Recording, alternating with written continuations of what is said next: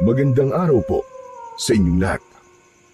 Ang kwentong inyong mapapakinggan ay tungkol sa binatang si Lindon na nakatira sa isang baryong matagal nang nabubuhay sa takot dahil sa isang aswang. Sa hindi inaasahang pangyayari, isa si Lindon na naging biktima ng aswang. Inakala niyang katapusan niya na, ngunit iniligtas siya ng matandang si Mang Fabian. Sa tulong ni Mang Fabian, ay natuto si Lindon na gamitin ang latigong gawa sa buto ng ahas.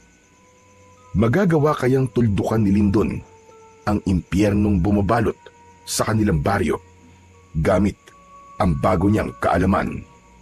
At anong katotohanan ang wawasak sa kanyang puso? Magiging dahilan ba ang katotohanan na ito para umatras siya sa kanyang misyon? Ngunit bago po ang lahat, huwag po nating kalimutang mag-subscribe at i-hit ang notification bell sa aking YouTube channel na The Voice Addict at Apong Isaak para sa mas marami pang makapigil hiningang kwentong aswang at katatakutan mula sa mundo ng kapapalagan. Umpisahan na po natin ang kwento. May kaba sa mga mata ang binatang si Lindon habang hinihintay niya sa tabing ilog. Nang umagang yun, si Amor. Ipinarating ni Amor sa matalik niyang kaibigan ni si Manolo na nais siya nitong makausap sa lugar na yon. Si Amor ay ang dalagang halos 1 taon na niyang nililigawan. Ngunit sa kasamang palad, nililigawan din ito ng mayamang lalaki sa lugar nila na si Donato. Kahit wala sa kalingkingan ni Donato dahil mahirap lang si Lindon, ay itinuloy pa rin niya ang pangliligaw kay Amor. Naging masigasig siya sa pagpapakita kay Amor na malinis ang kanyang intensyon. Napatayo si Lindon sa pagkakaupo sa malaking bato sa tabi ng ilog nang dumating si Amor. May kinakabahang ngiti na sumilay sa kanyang labi. Ang hinala niya ay sasabihin na ni Amor sa araw na yon ang desisyon nito ukol sa ginagawa niyang panliligaw. Magandang umaga, Amor. Ang sabi sa akin ni Manolo ay gusto mo raw makipagkita sa akin. Kinakabahan tuloy ako sa sasabihin mo eh. Mabuti at nasabi sa ni Manolo. Kahit ako, kinakabahan din sa sasabihin ko sa iyo, Lindon. Teka, tungkol ba sana sasabihin mo? Sa panliligaw ko ba sa'yo? Ayoko na magpaligoy-ligoy pa, Lindon. Gusto ko na tumigil ka na sa panliligaw sa akin. Sandaling hindi nakapagsalita si Lindon. Pinroseso pa ng utak niya ang sinabi ni Amor. Maya-maya ay alanganin siyang ngumiti. Pinapatigil mo na ako? Dahil ba sinasagot mo na ako? Hindi, Lindon. Patawarin mo ako kasi kagabi sinagot ko na si Donato. Magkasintahan na kaming dalawa. Kaya wala na dahilan para ituloy mo pa ang panliligaw mo sa akin, Lindon. Napakabuti mong tao. At pasensya na kung hindi ko kayang suklian ng pagmamahal mo. Pero sigurado ko, Lindon, na makakatagpo ka ng tamang babae na kayang suklian ang nararamdaman mo. Ganun ba? Naiintindihan ko, Amor. Maraming salamat sa pagbibigay mo sa akin ng pagkakataon na maipakita at maiparamdam sa iyo ang aking pagmamahal. Masaya ako para sa inyo ni Donato. Alam ko na mas mapapabuti ka sa kanya at mabuti rin siyang lalaki. O paano, Amor? Aalis na ako. May gagawin pa kasi ako sa bahay. Ayaw nang pahabain pa ni Lindon ang pag-uusap nilang yun ni Amor dahil ayaw niyang saktan palalo ang sarili niya. Ang totoo ay hindi siya masaya para kina Amor at Donato. Masakit na hindi siya ang pinili ni Amor, ngunit kailangan niya yung tanggapin. Kinagabihan, matapos maghapunan, ay inaya ni Lyndon ang kaibigan niyang si Manolo sa isang video okay bar sa bayan. Si Manolo ay matagal niya ng kaibigan. Dayo lang ito noon sa baryo nila. At dahil sa wala itong matitirhan doon, ay pinatuloy niya ito sa kanyang bahay. Mag-isa na lang sa buhay si Lyndon, kaya wala siyang naging problema. Buwan-buwan ay nagbabayad si Manolo sa kanya. Parehas silang nagtatrabaho sa taniman ng mangga at langka ni Donato. Pagpasok ng dalawa sa video okay bar, ay umupo sila sa isang sulok. Umorder sila ng beer at pulutan. Hindi nagtagal ay sinimulan na nila ang inuman. Aba, bakit nga pala tayo nag-iinom ngayon, pare? May sineselebrate ka ba? Teka. Nako, sinagot ka na ba ni Amor?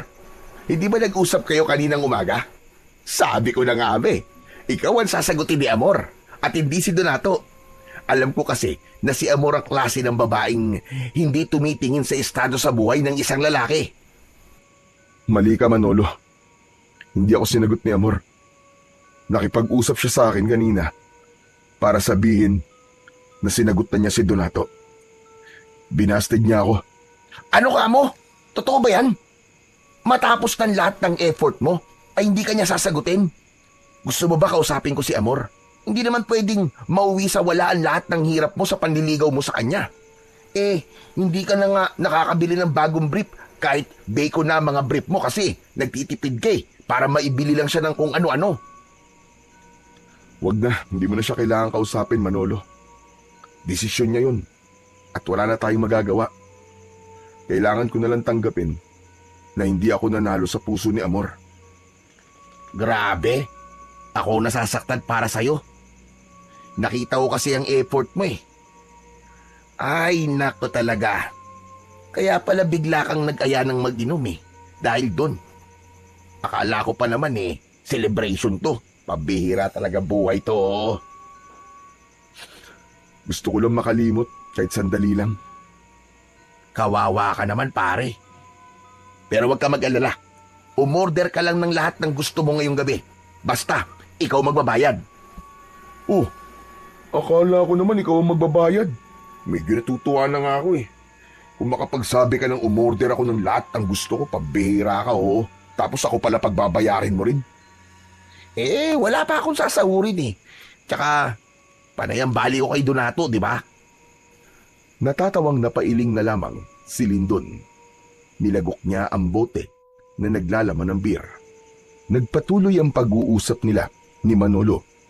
Inilabas niya sa kanyang kaibigan ang lahat ng sama ng loob niya. Kahit papano ay nagpasalamat si Lyndon na may kaibigan siyang kagaya ni Manolo. Mahihirapan kasi siya kung wala siyang mapaglalabasan ng sama ng loob niya. Sa kabila ng hangover, ay nagawa pa ring pumasok ni Lyndon at Manolo sa kanilang trabaho ng sumunod na araw. Itinuon ni Lyndon ang atensyon niya sa trabaho. Iniwasan niyang magpaapekto sa sakit sa puso na kanyang nararamdaman dahil baka hindi siya makapagtrabaho ng maayos. Pagdating ng oras ng pahinga, ay tumambay sila ni Manolo sa ilalim ng puno ng mangga para kumain ng baon nilang tanghalian. Matapos nilang kumain, ay lumapit sa kanila si Donato. Matangkad na lalaki si Donato at matipuno ang pangangatawan.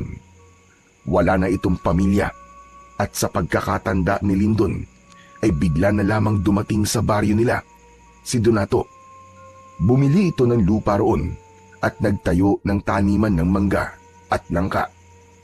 Malaki ang naitulong nun sa ilang tao sa baryo dahil marami sa kanila ang nagkaroon ng trabaho. Lyndon, maaari ba kita makausap? Tungkol saan, sir? Hindi muna nagsalita si Donato at tumingin ito kay Manolo. Agad namang nakuha ni Manolo ang ibig sabihin ng tingin na yun. O sige pare, magbabanyo na muna ako ha. Mag-usap lang kayo dyan ni Sir Donato.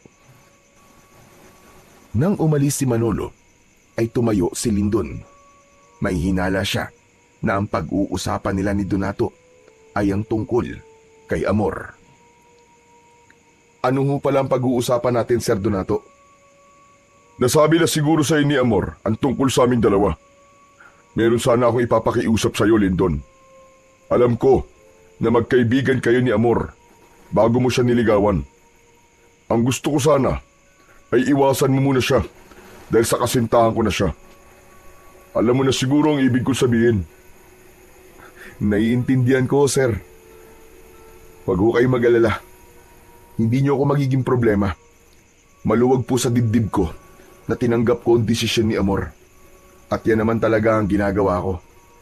Iniiwasan ko na po si Amor bilang respeto sa relasyon po ninyong dalawa.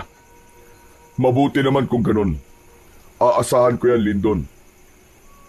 Inilahad ni Donato ang isa nitong kamay. Walang pag-aalinlangan naman na inabot yon ni Lindon at nakipagkamay siya rito. Matapos yun, ay umalis na si Donato at bumalik na si Manolo. O ano pare, tungkol kay Amor ang sinabi sa ni Sir Donato, no? Tama ka. Ang sabi niya ay baka pwedeng lumayo muna ako kay Amor. Kasi magkasintahan na raw sila. Ha? Sinabi niya yun? Bakit kanya palalayuin kay Amor?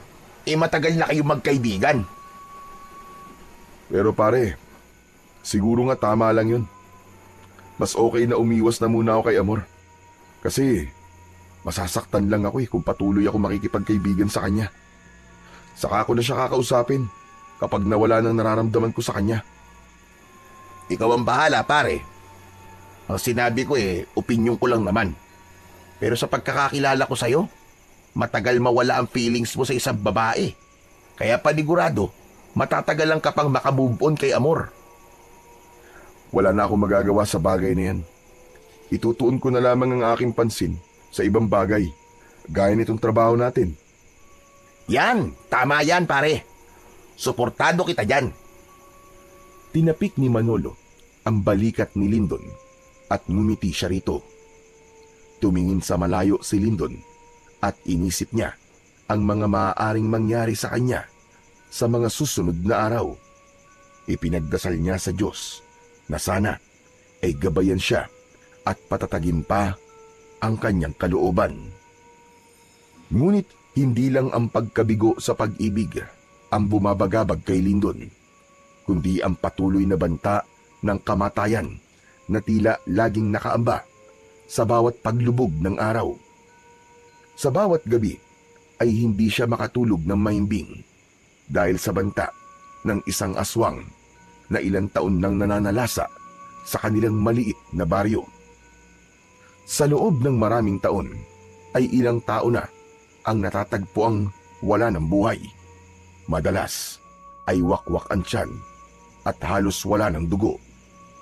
Matagal nang nawala ang sigla ng baryo ni Lindon tuwing sumasapit ang gabi. Kaya naman, si Lindon ay naipit sa dalawang bangungot, ang sakit ng pagkatalo sa pag-ibig at ang takot na baka isang gabi ay maaaring siya na ang sunod na biktima ng kinatatakutang aswang. Isang gabi, matapos ang hapunan, ay nagpaalam kay Lindon si Manolo.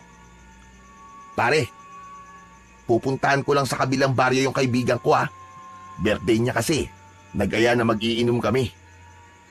Bakit hindi pa kayo kaninang umaga nag-inuman? Alam mo namang delikado dito sa atin kapag gabi. Mamaya, makasalubong mo pa yung aswang eh. Huwag ka mag-alala sa akin pare. Palagi kong dala ang balisong ko. Ipinagmamalaki na ipinakita ni Manolo kay Lindon ang balisong nito.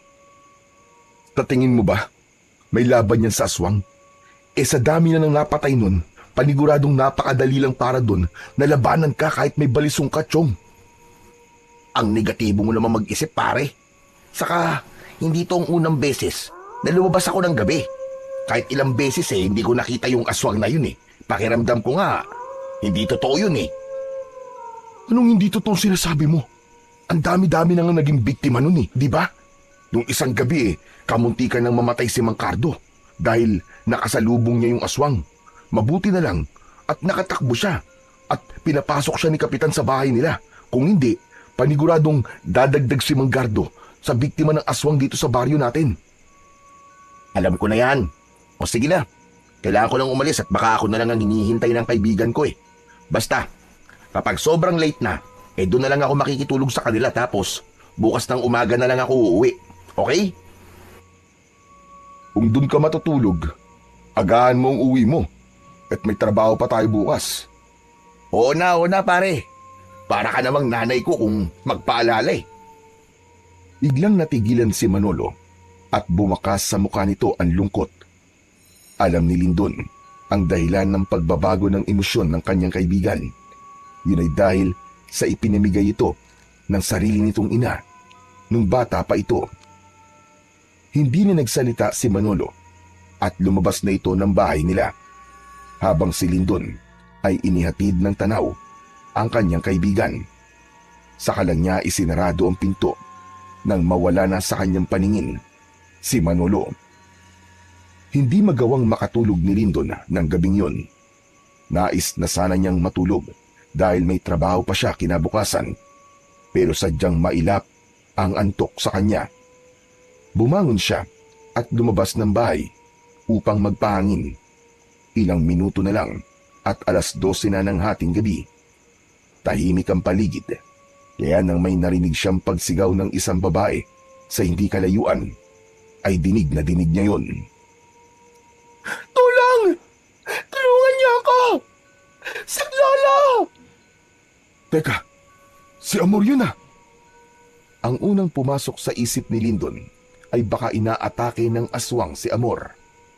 Bumalik siya sa loob ng bahay at kinuha ang matalas niyang itak. Tumakbo siya papunta sa pinanggagalingan ng sigaw. Hindi nga siya nagkamali dahil nakasalubong niya si Amor na tumatakbo at takot na takot. Napayakap si Amor kay Lindon na parabang naramdaman itong ligtas na ito nang makita siya. Lindon, salamat sa Diyos at nakita kita. Tulungan mo ako. Bakit? Ano ba nangyayari? Hinahabol ako ng aswang. Ha? Nasaan ang aswang? Hindi ko alam. Kanina'y nasa likod ko lang siya. Tulungan mo ako, Lindon. Magsasalita pa sana si Lindon, ngunit isang mababang pag-ungol ang narinig nila sa kung saan. Paglingon nila sa kaliwa ay nagimbal sila nang makita nila ang aswang. Matangkad yun at may malaking katawan.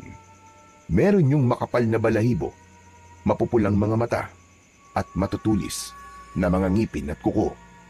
Naglalawa yun na parabang gutom na gutom.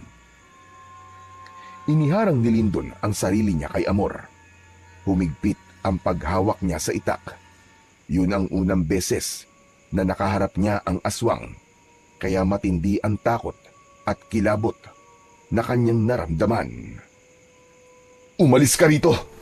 Kung inaakala mo matatakot ako sa'yo ay nagkakamali ka! Hindi ka sasantuin ng itak ko! Galit na umangil ang aswang. Humakbang ito ng isa, pero hindi natinag si Lindon sa kanyang kinatatayuan.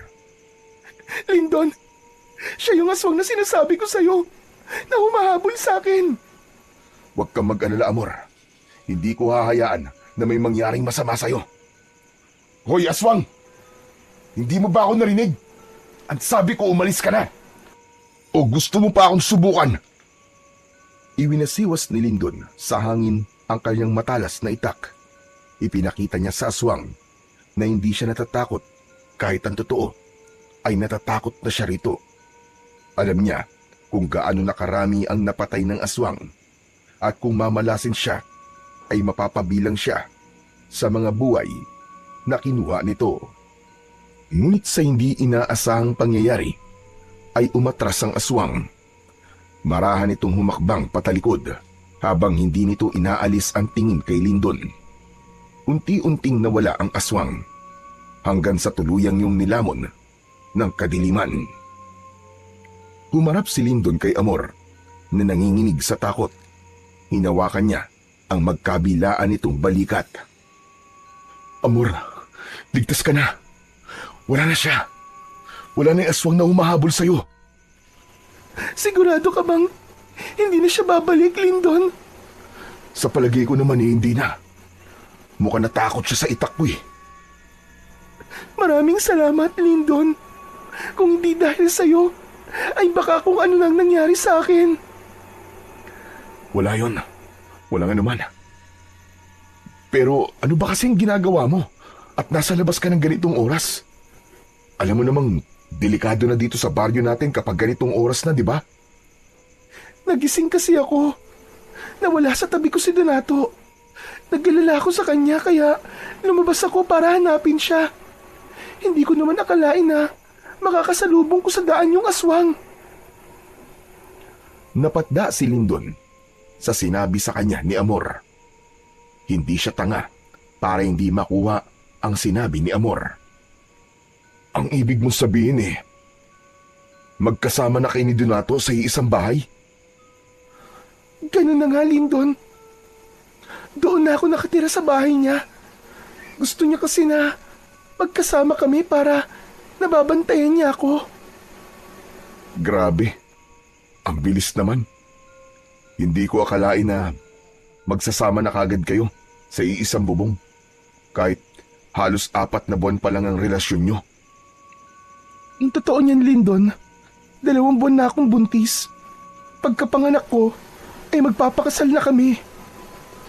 Ngumiti si Lindon sa kabila ng kirot na nararamdaman niya sa kanyang puso. Masakit pa rin kasi para sa kanya na hindi siya ang pinili ni Amor. Nasa proseso pa rin siya ng pagtanggap na hindi siya ang mahal ni Amor, kundi si Donato. Masaya ako para sa inyo ni Donato. Sigurado ako na magiging mabuting magulang kayo sa magiging mga anak nyo. Maraming salamat sa iyo, Lindon. Oo nga pala. Iatid na kita sa bahay ni Donato para makasiguro ko na ligtas ka makakauwi.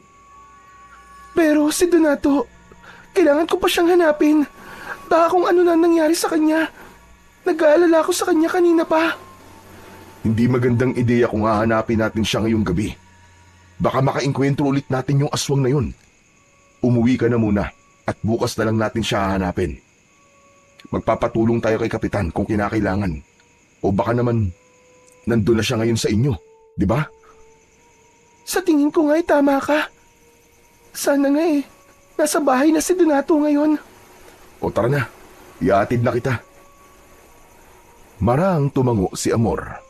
Hindi na iwasan ni Lindon na makaramdam ng inggit kay Donato. Nakita niya kasi kung gaano ito kamahal ni Amor dahil sa pag-aalalang ipinapakita dito ni Amor. Inisip niya na kung siya sana si Donato ay siya na marahil ang pinakamasayang lalaki sa buong mundo. Nagsimulang maglakad sina Lindon at Amor papunta sa bahay ni Donato. Nakikiramdam si Lindon sa kanilang paligid sapagkat hindi siya sigurado kung muling aatake ang aswang sa kanila. Sa awa ng Diyos ay ligtas silang nakarating sa bahay ni Donato. Ang bahay na yon ang pinakamalaki at pinakamagandang bahay sa baryo nila. Isa yung patunay ng pagiging mayaman ni Donato. Nasa harapan na sila ng pinto nang bigla yung bumukas. Nagulat sila nang makita si Donato. Napakunot ang noo ni Donato nang makita si Lindon. Agad nitong hinawakan ang kamay ni Amor at hinila ito palapit. Bakit magkasama kayong dalawa? Anong ginawa nyo? Donato, iniligtas ako ni Lindon sa aswang. Kung di dahil sa kanya, ay baka wala na ako ngayon. At ano namang ginagawa mo sa labas ng ganitong oras? Huwag mong sabihin na nakipagkita ka kay Lindon nang hindi ko alam. Hindi, Donato. Nagising kasi ako kanina na wala ka sa tabi ko, kaya lumabas ako para hanapin ka. Tapos, yun nga, nakasalubong ko yung aswang at nakita ko ni Lindon. Iniligtas niya ako sa aswang. Totoo po ang sinabi ni Amor sa inyo, Sir Donato. Nag-alala kasi siya sa inyo, kaya lumabas siya para hanapin ka.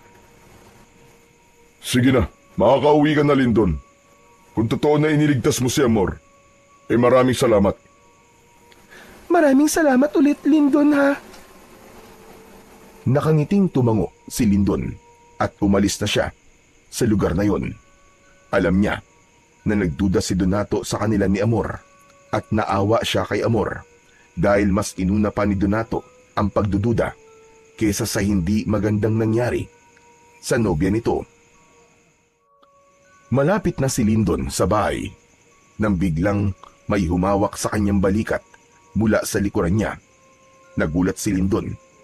Mabilis siyang humarap at muntik niya ng tagain sa leeg ang nasa likuran niya. Mabuti na lang at nakita niya na si Manolo yun. Pambira ka, pare. Ano ba? Ako to. Huwag mo naman akong patayin. Langya ka?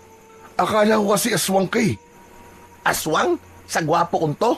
Napagkabalan mo kong aswang? Pambihira. Pasensya na. Paano? Nakaharap ko kasi yung aswang kanina eh. Ano ka mo? Totoo ba yung sinabi mo? Nakaharap mo talaga yung aswang? Oo pare. Pero sa bahay na tayo mag-usap. Mas ligtas doon kesa dito sa labas. Magkasamang naglakad na ang magkaibigan hanggang sa makarating sila sa kanilang bahay. Isinarado at ikinendado ni Lindon ang pinto bago siya umupo sa isang mahabang upuan sa sala. Bakas ang pagod sa kanyang muka. Si Manolo naman ay kumuha ng tubig sa kusina at inabot kay Lindon. Oh, uminom ka na muna at namumutla ka eh. Salamat pare. Matapos ubusin ni Lindon ang isang baso ng tubig, ay sa kanya ikinuwento kay Manolo ang lahat ng nangyari. Maging ang pagdududa ni Donato ay ikinuwento niya rin. Dahil sa kwento mo na yan, naniniwala na talaga ako na merong aswang dito sa baryo natin. Pero ang hindi ako makapaniwala ay mas inuna pa ni Sir Donato ang magduda kaysa mag-alala kay Amor. Parehas tayo na naisip pare. Grabe. Naawa nga ako kay Amor kasi naramdaman ko na parang walang pakialam si Donato sa kanya. Wala naman tayong magagawa kasi siya ang pinili ni Amor eh. Sa bagay, tama ka. Pero maiba ako Manolo. Bakit palang bilis mong umuwi? Akala ko ba doon ka matutulog? Wala eh. Natapos kagad yung inuman namin eh. Kaya kung mapapansin mo, hindi ako lasing. Paano kasi? Iisang bote ng alak yung binili ng may birthday. Nung naubos na, gusto niya na mag-ambagan kami ng mga bisita niya para bumili ng alak. Siyang may birthday tapos kami ang sasagot sa alak. Aba, mali naman yun. Kaya umuwi na lang ako. Ang kunat mo talaga. Hindi mo pa pinagbigyan. Sumahod naman tayo kahapon, di ba? Kahit na may pera ako, hindi ako mag-aambag sa pang-alak niya, no? Ang lakas ng loob niyang mag-aya ng inuman tapos isang bote lang palang kaya niya. Bagyang natawa si Lindon sa sinabi ni Manolo. Hindi nagtagal ay nagpaalam na siya kay Manolo na matutulog na siya. Pumasok na siya sa kanyang kwarto at nang nakahiga na siya ay patuloy pa rin niyang iniisip ang nangyari. Hanggang sa sandaling yun ay hindi pa rin siya makapaniwala na nakaharap na niya ang aswang at nakita niya yun ng malapitan. Kahit pumikit siya ay hindi pa rin nawala sa isip niya ang nakakatakot na itsura ng aswang. Mabilis na lumipas ang mga araw at buwan.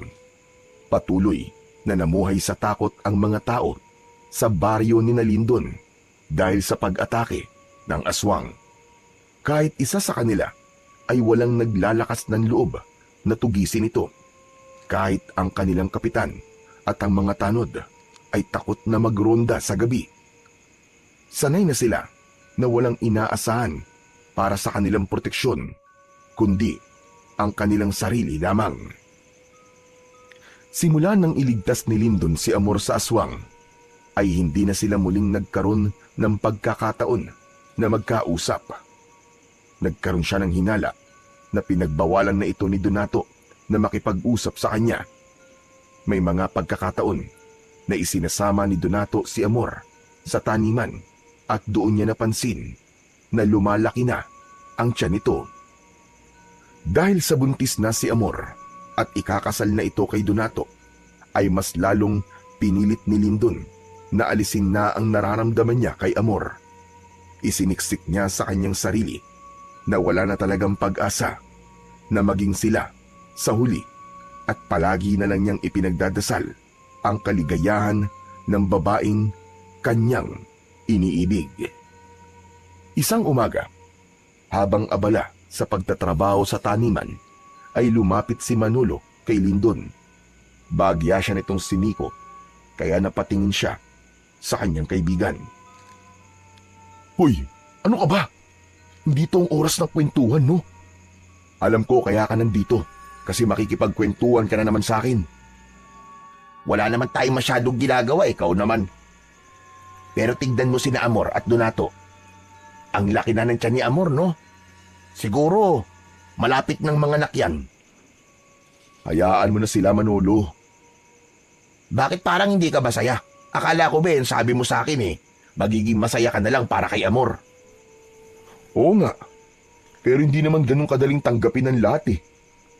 Sa bagay, mahirap talaga kasi alam ko kung gaano mo kamahal si Amor. Tumahimik na si Lindon at mabilis niyang tinignan sina Amor at Donato na nakaupo sa mahabang upuang kawayan sa ilalim ng isang puno. Masayang nagkikwentuhan ng dalawa at bakas sa mukha ni Amor ang saya habang hinahaplos ang tiyan. Hindi sinasadyang napatingin si Amor kay Lindon. Pakiramdam ni Lindon ay tumalo ng puso niya. Nang matipid na ngumiti sa kanya si Amor, iniwas niya ang tingin sa babae at nagkunwaring abala sa kanyang ginagawa. Isang gabi, habang mahimbing na natutulog si Lindon, ay nagising siya sa sigawan ng mga tao sa labas. May mga sumisigaw na naroon na naman daw ang aswang, kaya agad siyang bumangon at lumabas ng kanyang kwarto. Sumilip siya sa pinto at nasilayan niya ang mga taong nagkakagulo, ngunit hindi niya makita ang aswang. Ngunit sa kilos at reaksyon ng mga tao, alam ni Lindon na naroon ang aswang. Kinabahan si Lindon dahil may posibilidad na pasukin ng aswang ang bahay ng kahit na sino sa kanila at hindi ligtas ang bahay nila sa pag-atake nito. Kinuha niya ang itak sa kusina at kinatok ang kwarto ni Manolo.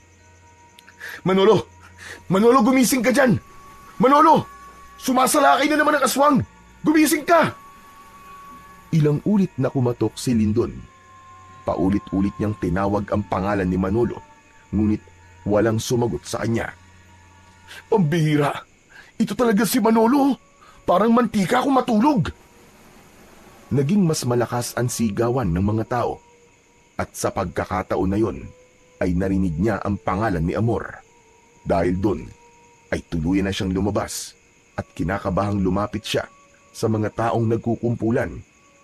Isang matandang lalaki ang tinanong niya sa nangyayari.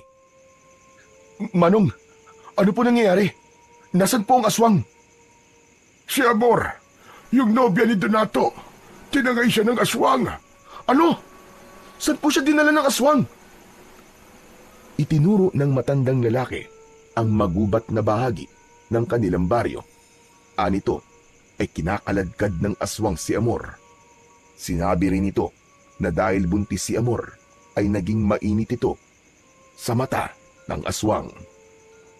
Walang ibang nasa isip si Lindon ng mga sandaling yon, kundi ang iligtas si Amor.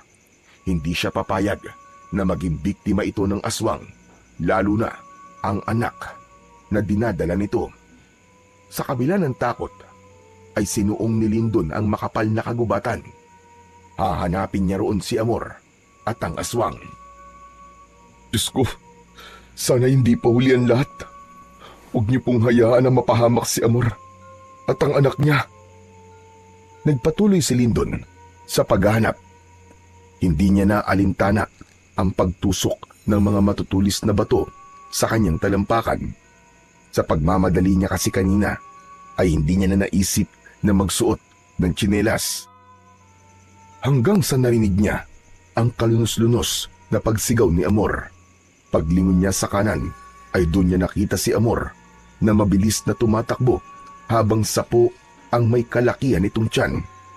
Sinalubong ni Lindon si Amor. Agad niyang napansin ang malalim na sugat nito sa braso.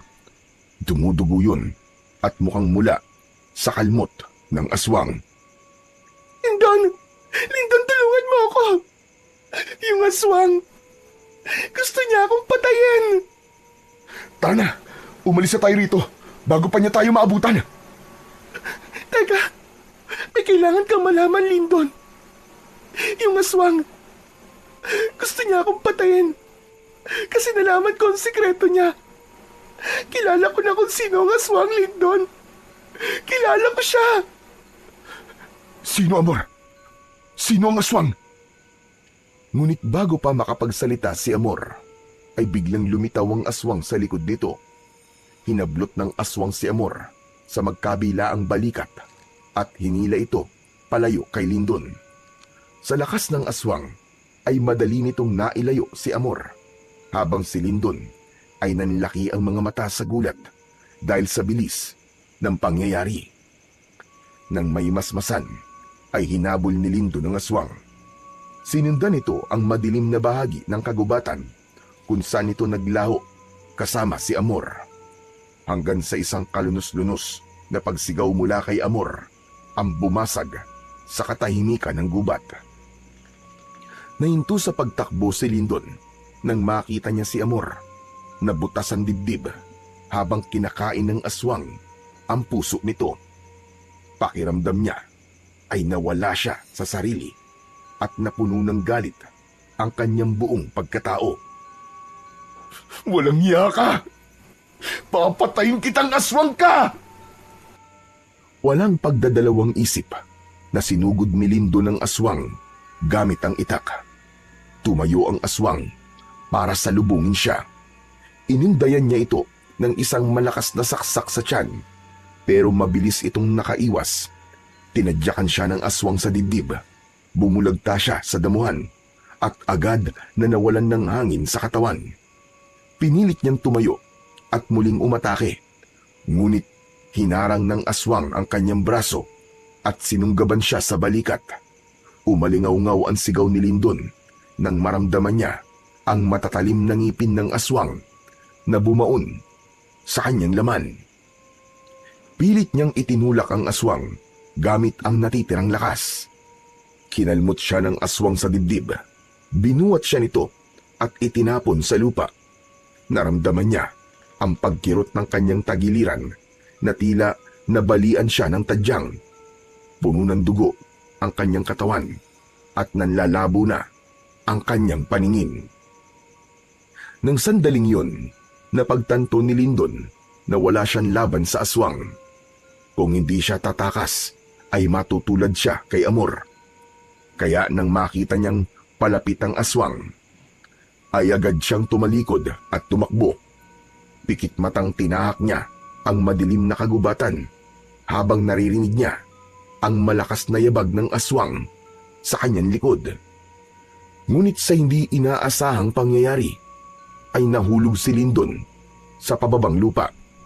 Nawalan siya ng balanse at nagpagulong-gulong siya paibaba. Nang tumama ang ulo niya sa isang malaking bato, ay doon na siya tuluyang nilamon ng kadiliman at wala na siyang natandaan pa sa mga sumunod na pangyayari. Ang buong akala ni Lindon ay katapusan niya na, kaya laking gulat niya nang muli siyang magising sa loob ng isang kubo na hindi pamilyar sa kanya. Sinubukan niyang bumangon, ngunit sumakit ang kanyang buong katawan. Isang matandang lalaki ang pumasok sa kubo na may dalang mangkok na may umuusok na sabaw. Sino ka? Nasaan ako? Ako si Fabian. Ako nakakita sa iyo sa gubat na walang malay. Nandito ka sa aking kubo. Huwag kang mag-alala. ligtas ka rito sa aswang. Paano mo nalaman na aswang ang may gawa nito sa akin? Nakita ko ang mga sugat mo. Alam kong aswang ang may kagagawan ng mga yan. Huwag ka na munang gumalaw masyado. Sariwa pa ang mga sugat mo at may bali pa ang ibang parte ng iyong katawan. Ngunit huwag kang mag-alala. Nalinis at nilagyan ko na ng gamot ang iyong mga sugat. Bumalong ang luha ni Lindon nang maalala niya ang nangyari sa babaeng minsan niyang inibig na si Amor. Bumalik sa alaala niya ang pagkain ng aswang sa puso ng dalaga. Papatayin ko ang aswang na yun. Pinatay niya ang babaeng mahal ko. Hindi ko siya mapapatawad. Hindi kita pipigilang gawin yan kung yan ang nais mo. Pero sa ngayon, mas makabubuti kung magpapagaling ka na muna, Amang. Sa kalagayan mo ngayon, ay hindi mo pa kayang labanan ng aswang. O heto, humigop ka na sabaw. Nagluto ko ng sinabawang talbos ng kamote. Makabubuti to para sa'yo. Pinagmasdan ni Lindon ang matandang lalaki habang inilalapag nito ang mangkok sa maliit na lamesa sa tabi ng papag kung saan siya inihiga. Tinulungan siya nitong makasandal sa dingding. Maaliwalas ang mukha ng matanda at kahit noon lang niya ito nakita ay magaan kagad ang kalooban niya rito. Ma'am Fabian, maraming salamat po sa pagligtas niyo po sa buhay ko. Napakabuti po ng puso niyo. Kasi kahit hindi niyo naman po ako kilala, ay tinulungan niyo pa rin ako. Kung patay ka nung nakita kita, ay pababayaan na lang kita. Pero buhay ka pa at lumalaban. Hindi kaya ng konsensya ko na hayaan ka roon na tuluyang mamatay. Pero mamaya na tayo mag-usap. Humigop ka muna ng sabaw para kahit papano magkalaman naman ang sikmura mo.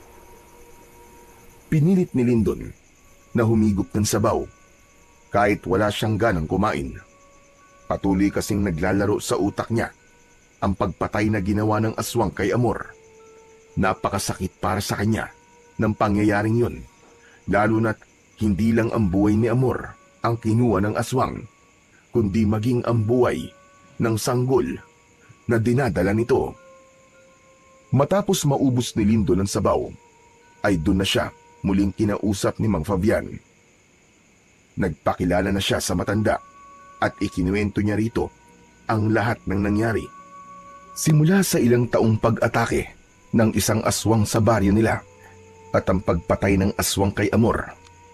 Lahat ng detalye ay sinabi niya kay Mang Fabian. Nang matapos ng magkwento si Lindon, ay naramdaman niya ang bigat sa muka ng matandang lalaki. Naririnig ko ang tungkol sa aswang na yan sa tuwing nagtutungo ko sa palengke para magbenta ng mga tanim kong gulay. At alam kong napakasakit ng pinagdadaanan mo ngayon.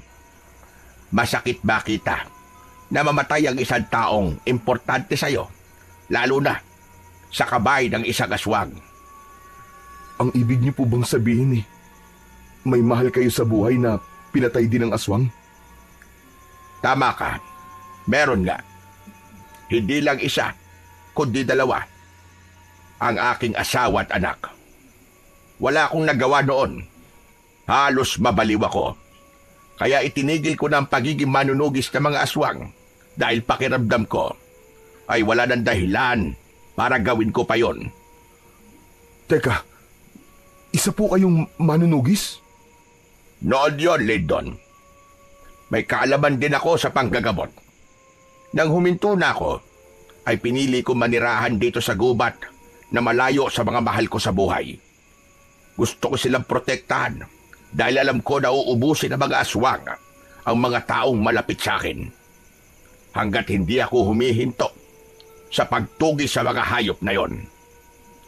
Hindi akalain ni Lindon na mas mabigat pa pala ang naranasan ni Mang Fabian kung ikukumpara sa nangyari sa kanya.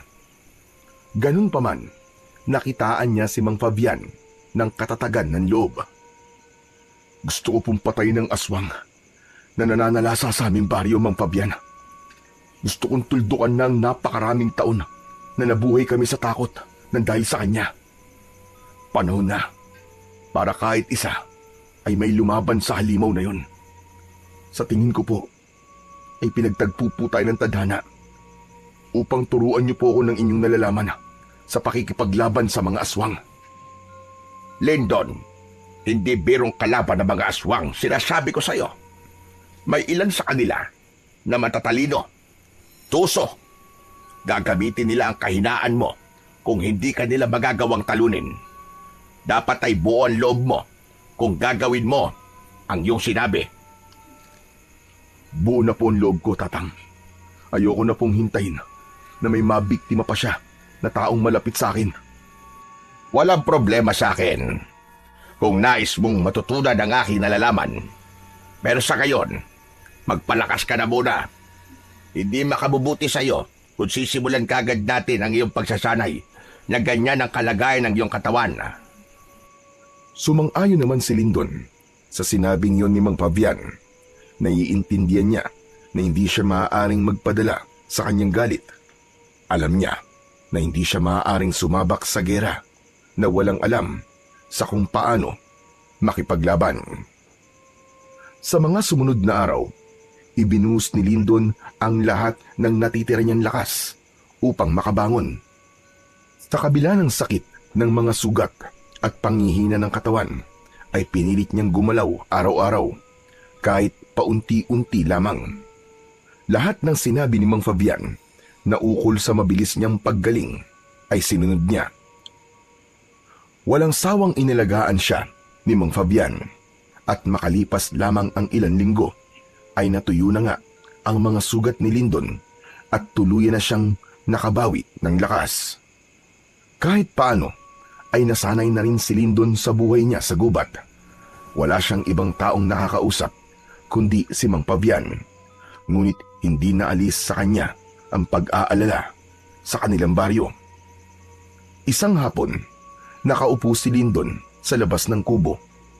Nakatanaw siya sa araw na unti-unti nang lumulubog. Maya-maya pa ay dumating si Mang Fabian na may dalang bigas na nakalagay sa plastic bag. Nakangiting lumapit ang matanda kay Lyndon. Kumusta ka naman dito, iho, habang wala ako? Ayos lang po, Mang Fabian. Pero hindi ko po maiwasang mag-alala sa mga tao sa aming baryo eh. Sigurado po ako na hanggang ngayon ay patuloy pa rin naghahasik ng lagim at kamatayan yung aswang na yon. Handa ka na ba, Lyndon? Gusto mo naman turuan kita ng kaalaman ko sa pakikipaglaban sa mga aswang? Handa na po ako, Mang Fabian. Ayoko na pong patagalin pa ang pamamahinga ko. Kailangan ko nang harapin ang aswang na yon. Sige, bukas ay sisimulan na natin ang iyong pagsasanay. At sisiguraduhin ko na bago ka sumabak sa pakikipaglaban sa aswang na yon, ay handa ka at ikaw ang mananalo. Maraming salamat po, Mang Fabian. Napakalaking tulong niyo po talaga sa akin. Tumango si Mang Fabian. Matapos yun, ay tinulungan na ito ni Lyndon na maghanda ng kanilang hapunan. Nangako siya sa kanyang sarili na seseryosohin niya ang pagsasanay at gagawin niya yun hindi lang para ipaghiganti si Amor, kundi upang mapalaya ang baryo nila sa takot sa aswang. Kinaumagahan, nagising si Lyndon na may kakaibang sigla dahil alam niya na yun ang unang araw ng pagsasanay niya sa tulong ni Mang Fabian. Sa pagtayo niya ay naghahain na ng almusal ang matanda. Nilagang kamote at saging na sinamahan ng mainit na kape ang kanilang almusal. Habang kumakain ay nagbigay si Mang Fabian ng ilang impormasyon tungkol sa mga aswang. Alam mo, Lyndon, hindi basta-basta mga aswang. Hindi sila katulad ng mga tao. Mas mabilis sila, mas malakas at mas matalas ang pandama. Pero hindi sila perpekto. May mga kahinaan din sila. Ano po ang kahinaan nila, Mang Fabian? Una sa lahat, ayaw na ayaw nila ng asin. Ganon din sa bawang. Pero hindi lahat ng aswang ay takot sa asin at bawang. May mga natuto ng tiisin ang epekto ng mga yon sa kanila. Ayaw din nila sa amoy ng sinunog na goma. Ngunit may iba na kapag gutom na gutom ay nakakayang tiisin ang lahat para lang makapambiktima. Paano naman po sila mapapatay? Hindi basta-basta namamatay ang isang aswang. Ang karaniwang itak ay hindi sapat. Kahit masugatan mo sila, ay may kakayahan silang pagalingin ang kanilang sarili sa pamamagitan ng pagdila sa kanilang sugat. Kailangan mong gumamit ng agimat, mutya o isang hindi pangkaraniwang sandata na ginawa para sa pakikipaglaban at pagpatay sa mga aswang. At kapag bilog ang buwan, ay mas malakas sila. Huwag kang lalaban sa oras ng kalakasan nila kung hindi ka handa. Bilisan mo na ang iyong pagkain. Kumain ka ng marami dahil hindi magiging madali ang ating pagsasanay. Itinuon muna ni Lindon ang atensyon sa pag-aalmusal. May kasiyahan siyang naramdaman sapagkat mamaya ay magkakaroon na siya ng kaalaman sa pakikipaglaban sa mga aswang. Matapos ang almusal, ay nagtungo sina Lindon at Mang Fabian sa likod ng kubo. Meron dong malawak na lupa na magandang lugar para sa isang pagsasanay. Nakaharap si Lindon kay Mang Fabian. Parehas na seryoso ang kanilang muka. Gaya na sinabi ko sa iyo kanina, ay kailangan mo ng mabisang sandata na panlaban sa mga aswang. Ang ibig niyo po bang sabihin meron kayong ganung sandata? Meron. Hintayin mo ako rito at kukunin ko lang. Sandaling bumalik si Mang Fabian sa loob ng kubo. Sa pagbabalik nito, ay may dala na itong isang bagay na noon lang nakita ni Lindon. Para yung isang latigo na gawa sa buto ng isang hayop. Ito ang sandatang sinasabi ko sa iyo.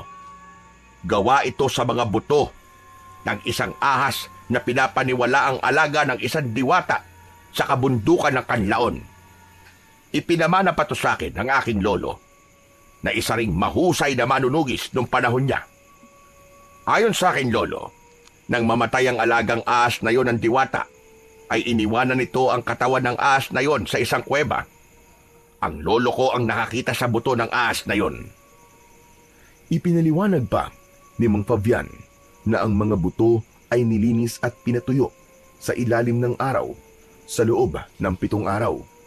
Pagkatapos ay pinakuluan yun sa banal na langis. Hindi ito basta latigo lamang, Lindon. Isa itong pangil ng liwanag laban sa kadiliman. Kung marunong kang gumamit nito, kaya nitong durugin ang laman at buto ng kahit nanong aswang. Pero tandaan mo, hindi ito gumagana kung ang puso mo ay puno ng galit at paghihiganti.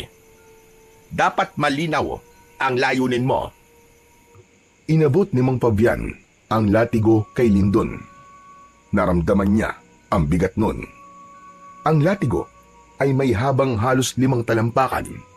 Ang hawakan nun ay gawa sa isang matibay na uri ng kahoy.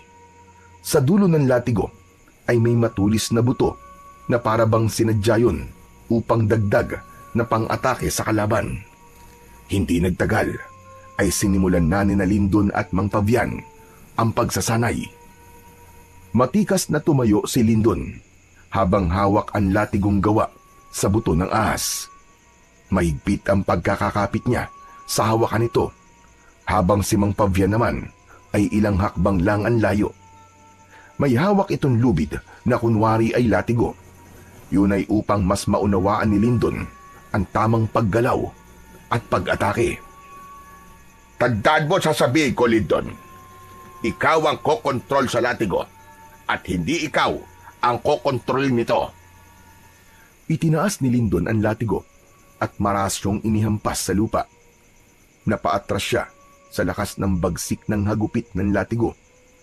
Bagyang nahukay ang lupa kung saan tumama ang latigo.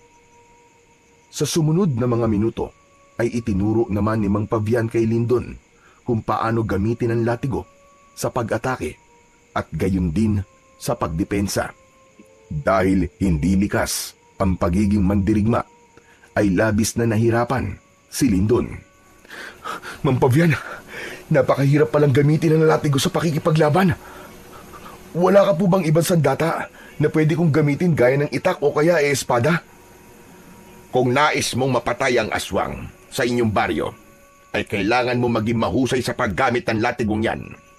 Walang nananalo na sa una pa lang ay sumusuko na kagad.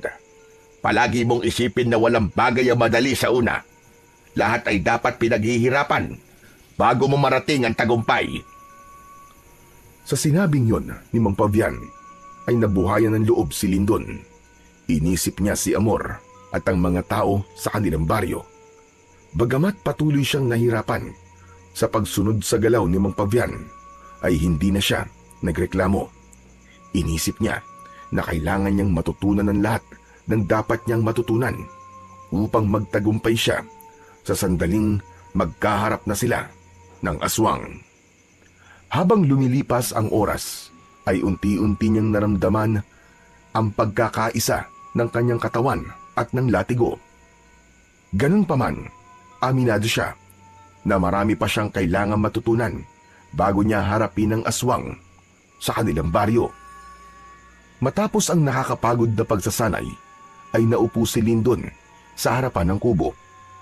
Lumapit sa kanya si Mang Pavian at inabutan siya nito ng isang basong tubig. Nagpasalamat siya sa matanda. Bago yun, ininom. Grabe, ang hirap po talaga magsanay sa paggamit ng latigo niyo, Mang Pavian. Pero tinandaan ko po ang mga sinabi niyo sa akin na hindi dapat kagad sumuko. Gaya mo ay nahirapan din ako nung unang nagsanay ako niyan sa paggamit ng latigo. Maigpit noon ang lolo ko.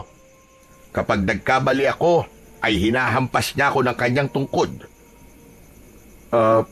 Mukhang hindi niyo naman po gagawin sa akin yun kasi wala po kayong tungkod eh. Huwag ka mag-alala. Magkaiba kami ng aking lolo ng estilo sa pagsasanay. Sandaling natigilan si Lindon. Nang sandaling yun, ay bumalik sa kanyang alaala ang huling sandali ni Amor at isang bagay ang kanyang naalala. Mang Pavian, may bigla lang po akong naalala. May sinabi kasi sa akin si Amor eh. Ang sabi niya ay kilala na niya kung sino ang aswang. Kaya lang hindi niya nasabi sa akin kung sino kasi bigla siyang hinilat, pinatay nung aswang eh. Ang ibig po bang sabihin nun eh, isa sa mga nakatira sa baryo namin ng aswang? Malaki ang posibilidad na tabag yung sinabi. Kung kilala siya ni Amor, ibig sabihin ay isa ito sa mga nakakasalamuhan niya sa araw-araw. Pero sino sa kanila ang aswang? Sayang kasi namatay si Amor nang hindi niya nasabi sa akin kung sino ang aswang na matagal na nagpapahirap sa amin lahat. Mas magiging madali sana ang pakikipaglaban mo kung makikilala siya dahil maaari mo siyang atakihin na abang nasa anyo siyang tao. Mahina ang isang aswang kapag wala siya sa kanyang totoong anyo. Pero hindi bale. Ang importante ay nagsasanay ka na ngayon para kapag nakaharap mo siya na nasa anyong tao o aswang man siya, ay nasisiguro ko sa iyo na ikaw ang mananalo. Tumingin sa malayo si Lindon. Inisip niya ang mga pwedeng mangyari sa sandaling magkaharap na sila ng aswang. Ngunit hindi niya naiwasan ang kabang bumalot sa kanyang puso nang dahil sa pagkatao ng aswang na kailangan niyang labanan at patayin. Sa mga lumipas na araw ay nagpatuloy si Lindon sa pagsasanay sa tulong ni Mang Fabian. Marami pa itong itinuro sa kanyang teknik sa pakikipaglaban gamit ang latigong gawa sa buto ng ahas. Habang tumatagal ay nawala na ang bigat ng latigo at kung minsan ay para na siyang walang hawak. Unti-unti na rin silang naging isa ng latigo. Kung minsan, kahit mag-isa ay nagsasanay si Lindon, malinaw na sa kanya na ang kanyang ginagawa ay hindi lang para sa bigyan ng hustisya ang nangyari kay Amor at sa anak nito, kundi upang matuldukan na ang takot na maraming taon nang bumabalot sa kanilang baryo. Isang hapon, matapos ang nakakapagod na pagsasanay, ay nagtaka si Lindon nang pumapalakpak si Mang Fabian. Nakangiti itong lumapit sa kanya at tinapik siya sa balikat. Napakahusay. Napakahusay, Lindon. Ngayon ay masasabi kong handa ka ng talaga. Ang ibig niyo po bang sabihin pumapayag na po kayong harapin ko ang aswang? Oo, Lindon. At labis mo kong pinahanga dahil sa maikling panahon lang ay naging biyasa ka na kagad sa paggamit ng latigo na yan. Alam ko na ang dahilan niyan ay dahil malinaw na sa'yo kung ano ang iyong layunin. Ipinagmamalaki kita, Lindon. Maraming salamat po, Mang Fabian. Napakasarap pong mapakinggan ang mga ganyang salita mula sa inyo. Hindi ko po ito magagawa kundi dahil sa gabay at tulong nyo. At nangangako po ako na hindi ko sasayangin ang lahat ng ito. Aasahan ko yan. Ngunit huwag mo masyadong pahirapan ang iyong sarili. Dapat ay may konkreto kang plano. Huwag kang magpapadalos-dalos. Mas maganda nang sigurado sa bawat magiging hakbang mo. Yan po talaga ang gagawin ko, Mang Fabian. Ayoko pong magpadala sa galit ko at baka masayang ang lahat ng pinaghirapan natin. Sa ngayon po, ay magmamanman na muna ako sa nangyayari sa aming baryo. Isang malalim na paghinga ang pinakawalan ni Lindon. Hindi nagtatapos sa pagsasanay ang lahat at alam niyang yun pa lamang ang simula. Nangako siya sa kanyang sarili na gagawin niya ang lahat upang makamit niya ang tagumpay. Kinagabihan, nagpaalam si Lindon kay Mang Fabian na magmamanman siya sa kanilang baryo. Pinayagan naman siya ni Mang Fabian at pinag-ingat siya nito.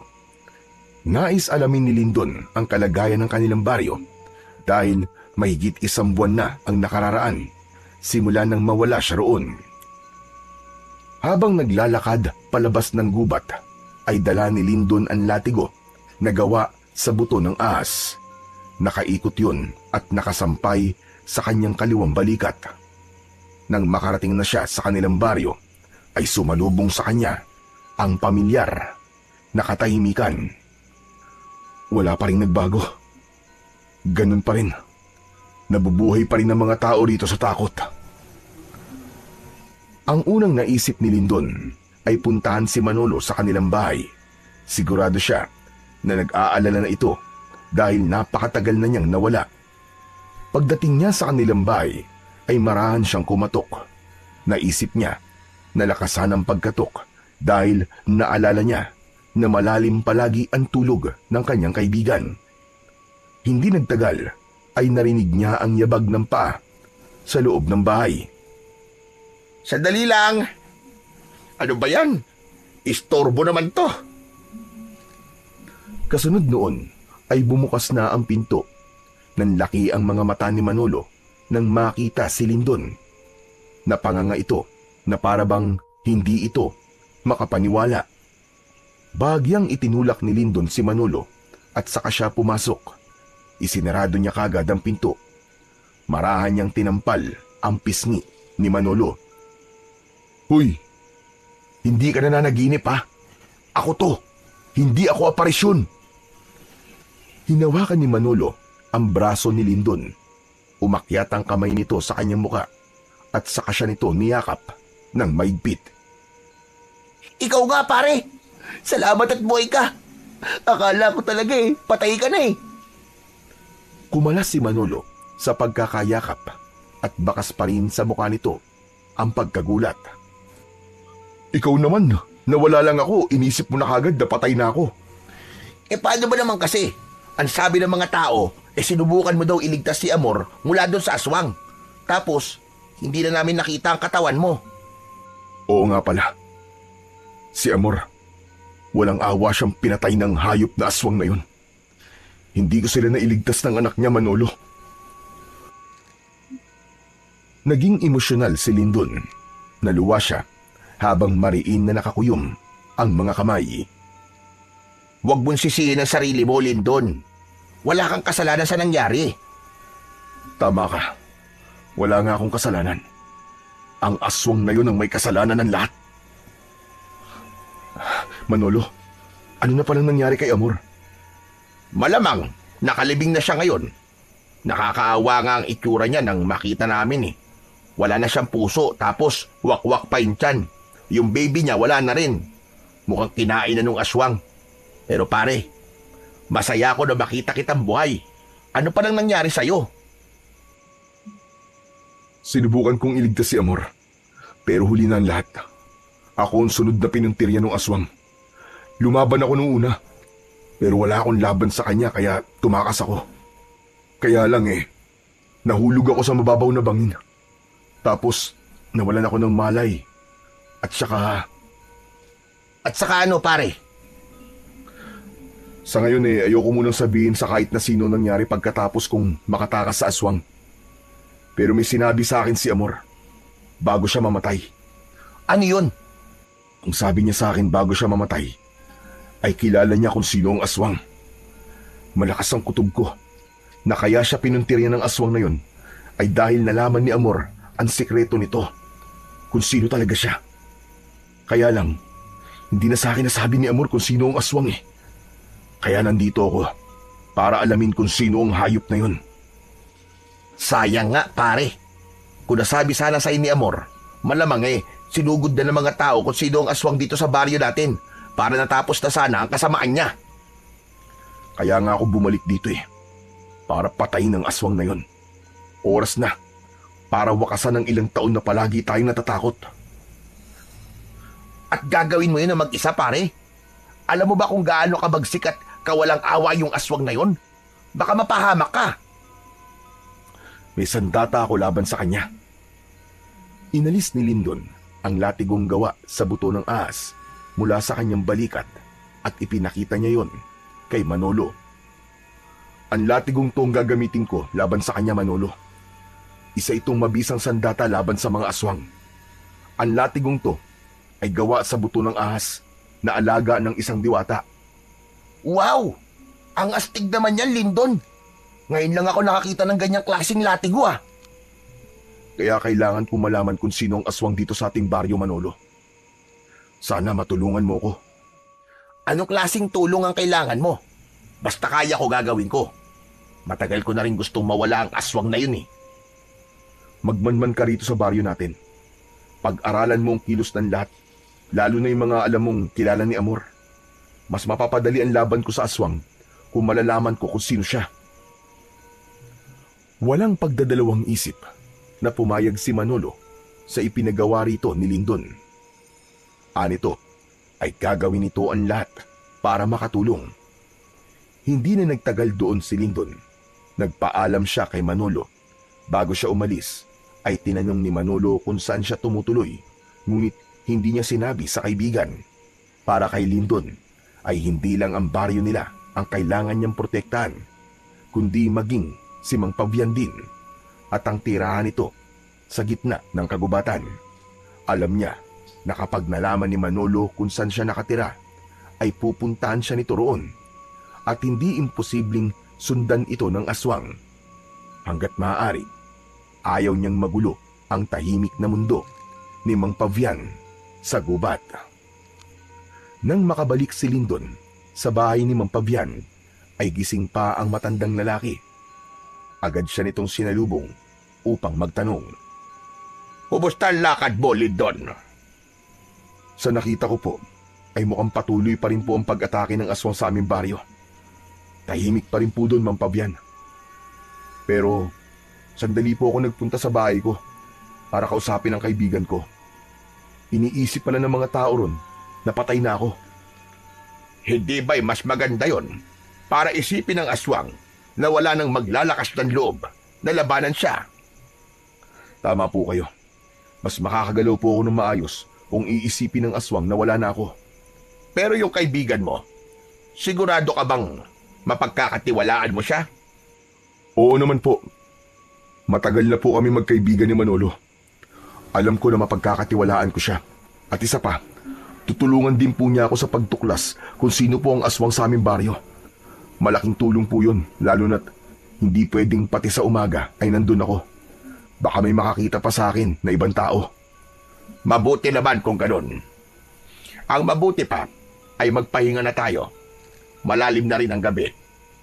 Sige po, Mang Pabian. Matapos na isabit ang latigo sa likod ng pinto, ay nahiga na si Lindon sa sahig na kawayan na may latag na banig. Habang si Mang Pabian ay nasa papag nito, ngunit hindi magawang makatulog ni Lindon. Patuloy niyang iniisip kung sino nga ba talaga ang aswang na tinutukoy ni Amor. Kinaumagahan, maagang nagising si Lindon para sandaling magsanay. Bandang 7:00 ng umaga nang tawagin siya ni Mang Pabian para mag-almusal. Matapos kumain, ay tinulungan muna ni Lindon si Mang Pabian sa taniman nito ng gulay. Kinuwentuhan siya ni Mang Pabian sa mga naging karanasan nito nung isa pa itong manunugis. Noon ay hindi lang sa baryo namin ako nanunugis ng aswang. May mga lugar din na humihingi sa akin ng tulong kapag may problema sila sa aswang. Naaalala ko na may isang baryo na hiningi ang tulong ko dahil maraming mga batang nawawala sa kanila. Alam ko na kagad na aswang ang may kagagawan nun at natagpuan ko ang aswang sa gitna ng kakauyan. Babae, matanda na pero mabilis pa rin kumilos. Ginamit ko sa kanya ang latigong gawa sa buto ng ahas para labanan siya. Sa huli, ako ang nagwagi at napakawalan ko mga batang binihag niya. Talaga po palang napakahusay niyo, Mang Pabian. Sigurado po ako na maraming humahanga sa inyo dahil sa galing niyo. Pero hindi sa lahat ng pagkakataon ay nananalo ko, Lindon. Ilang beses din ako nasugatan. Maraming beses din ako natalo. Pero hindi ako sumuko. Palagi kong iniisip kung bakit ako nakikipaglaban. Hindi ko ginamit ang latigo para magpakitang gilas. Ginamit ko yun kasi alam kong may kailangang iligtas. Tandaan mo yan, Lindon. Ang latigong yon ay hindi para sa galit, kundi para sa katarungan at pagtulong sa mga nangangailangan.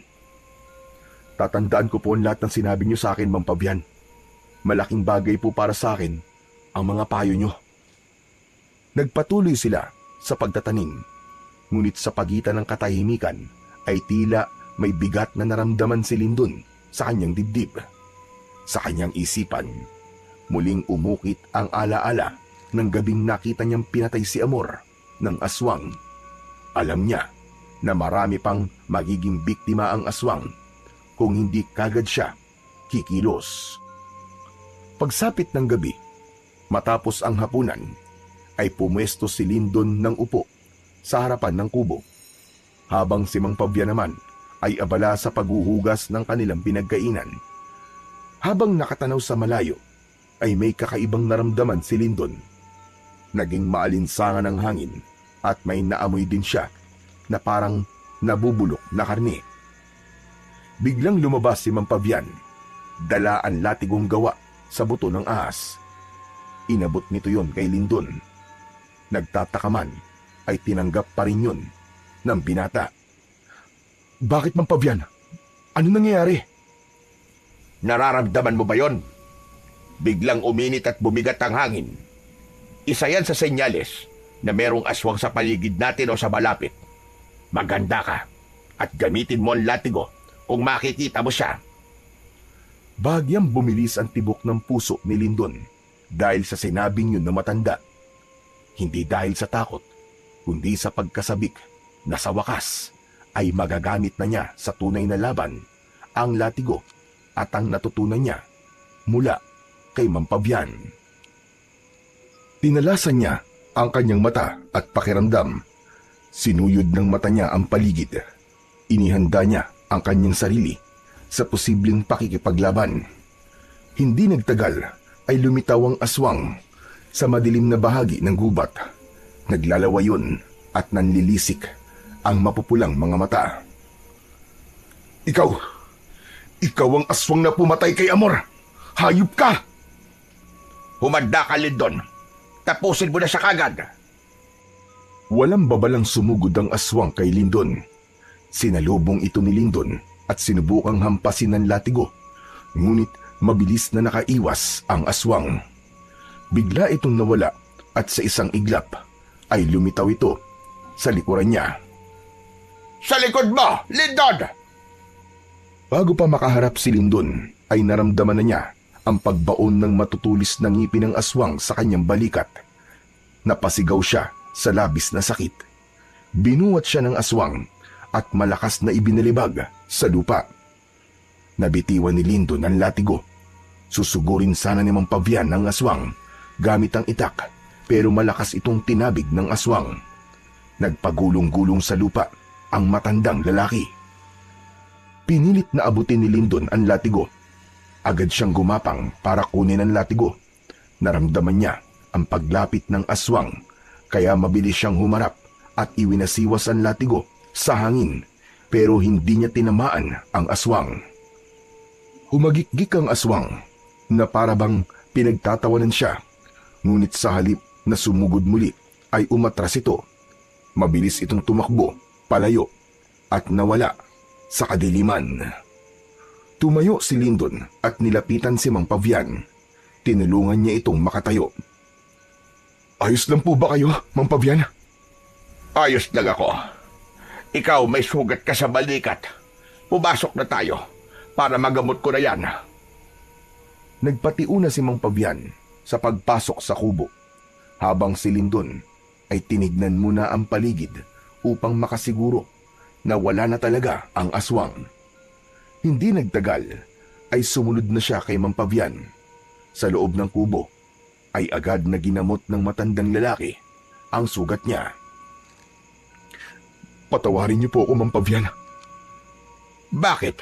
At para saan naman ang paghingi mo ng tawad? Dahil hindi ko po napatay ang aswang, ni hindi ko man lang siya nagalusan. Pakiramdam ko ay binigo ko po kayo. Huwag mong sabihin yan. Unang beses mo pa lang na makipaglaban sa isang aswang. Hindi porket nagsanay ka na, ay mahusay ka na kagad. Huwag ka mag-alala. Marami pang pagkakataon upang makaharap mo siya. Sa aking palagay, ay tinignan lamang ng aswang ang kapasidad mo. Kung ganun, alam na po niya na hinahanap ko siya. Sa aking palagay ay oo. At alam na rin niya na dito ka nagtatago. Sandaling nag-isip si Lindon habang nilalagyan ni Mang Pavian ng gamot ang sugat niya. Napamaang siya ng isang bagay ang pumasok sa kanyang isipan. Si Manolo. Si Manolo po yung kaibigan ko. Siya lang po ang pinagsabihan ko ng tungkol sa aking misyon. Hindi kaya meron siyang ibang pinagsabihan at nakarating yun sa aswang? Mukhang gano'n na nga ang nangyari. Kaya nais ko sanang sabihin sa'yo na wala ka dapat pagsabihan ng iyong gagawin kahit kilala mo pa, dahil maaaring yung pa maging dahilan para mabulilyaso ang iyong mga pinaplano. Pero sa tingin ko po ay daan din to para malaman ko kung sino ang aswang sa aming baryo. Kailangan kong makausap si Manolo kung sino-sino ang kanyang pinagsabihan. Matiim na napatingin si Lindon kay Mang Pavian. Tumango ang matandang lalaki bilang pagsang-ayon sa kanyang sinabi. Sa gabing yun, matapos ang unang laban niya sa aswang, ay napagtanto ni Lindon na hindi niya ito dapat maliitin. Kahit pa may sandata siyang epektibo sa pagpatay ng aswang, ay kailangan pa rin niyang maging maingat at matalino sa susunod nilang paghaharap. Nang sumunod na araw, pagsapit ng gabi, ay nagtungo si Lindon sa kanyang bahay. Dala niya ang latigo na gawa sa buto ng ahas, dahil hindi siya sigurado sa kung anong pwedeng mangyari. Wala pa si Manolo sa bahay, kaya pumasok na lamang siya sa bintana sa likod na hindi nakakandado. Nagtungo siya sa sala at naupo upang hintayin ang kanyang kaibigan na si Manolo. Hindi nagtagal ay bumukas na ang pinto. Nagulat si Manolo pagkakita kay Lindon. Agad itong pumasok at isinarado ang pinto. Pambihira, nakakagulat ka naman, pare. Akala ko magnanakaw ka . Hindi na ako magpapaligoy-ligoy pa, Manolo. Umamin ka nga sa akin. May pinagsabihan ka bang ibang tao na buhay pa ako at kung ano ang gagawin ko. Natigilan si Manolo. Pinagpawisan ito at bumakas sa mukha nito ang kaba. Meron akong pinagsabihan. Pero isang tao lang. Sino? Sino ang taong yun, Manolo? Si Donato. Nagtanong kasi siya nung isang araw kung ano na ang balita tungkol sa'yo kasi ayaw niyang maniwalang patay ka na. Kaya naikwento ko na nagpakita ka sa akin. Nasabi ko rin ang balak mong pagpatay sa aswang. Teka, may mali ba sa ginawa ko? Malaki, Manolo. Nalaman na ng aswang kung saan ako nagtatago ngayon. Umatake siya rong kagabi. Sigurado ka bang si Donato lang ang pinagsabihan mo? Oo, siya lang talaga. Wala nang iba. Bakit ba? Manolo, sa tingin ko ay si Donato ang aswang. Ano? Sigurado ka ba dyan sa sinasabi mo? Kung siya lang ang pinagsabihan mo, ibig sabihin, siya lang ang nakakaalam sa misyon ko. Malamang, nasundan niya ako, kaya nalaman niya kung nasan ako. Muling natigilan si Manolo na para bang nag-iisip.